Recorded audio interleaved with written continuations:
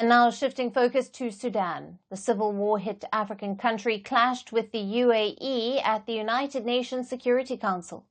Khartoum accused Abu Dhabi of providing arms and other support to the paramilitary RSF and further fueling violence in Sudan. The Sudanese ambassador to the UN said that the UAE must stay away from Sudan and that this was the first requirement that would allow stability in the country. Whoever wants to create peace in Sudan must first come with pure intentions, and the United Arab Emirates is the state that is sponsoring terrorism, that is a racist kind of terrorism, and this has been proven by the report issued by your own council. Sudan's ambassador accused the UAE of assisting RSF forces through militias in Chad, southern Libya, and Central Africa. Backing up its claim of Emirati interference, Sudan also submitted copies of half a dozen UAE passports that it says were found on the battlefield in Khartoum. He also claimed that wounded RSF fighters were airlifted to Dubai for medical treatment. Khartoum called on the council to openly condemn the Gulf state.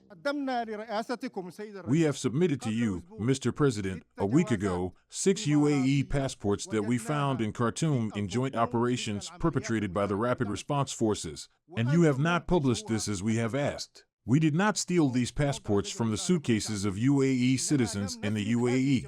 We found them in the heart of the battlefield.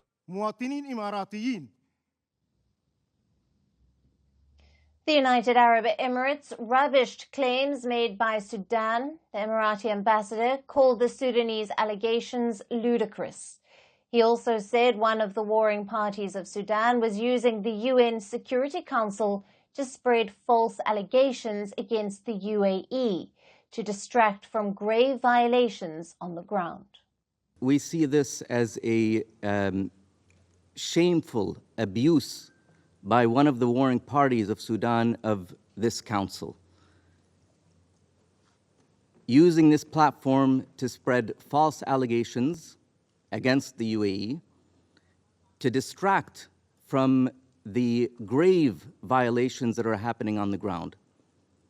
There will be no military victory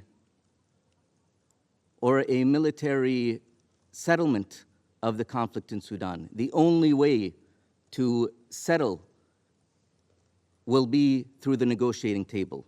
Sudan has been reeling under a civil war since April last year.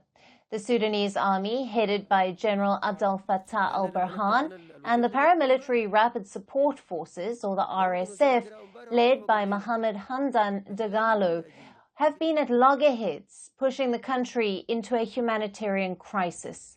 Over 15,000 have been killed and millions have been displaced in the brutal fighting. For months, Sudanese army has accused Abu Dhabi of supporting the RSF. In April, Sudan requested an emergency Security Council meeting on its accusations. However, that request was never fulfilled. On Tuesday, Sudanese ambassador took advantage of a regularly scheduled meeting on the situation in Sudan and launched a verbal attack on the UAE. The UNSC, without naming any country last week, urged the UN member states to refrain from external interference. It also called the nations to respect of an arms embargo on Sudan. Reports, on the other hand, have pointed out Iran's role as well in aiding the Sudanese army. Videos of attacks carried out by the army have shown that they were carried out with the help of Iranian-made drones. The UN has accused both Iran and the UAE of violating the arms embargo to Sudan that bars the supply of weapons to both the warring sides. While the blame game and verbal wars continue, the situation on the ground is worsening with each passing day. Sudan now faces one of the world's most catastrophic humanitarian disasters. And as more nations enter the race to increase geopolitical footprint by arming the warring parties, they are only making the war deadlier.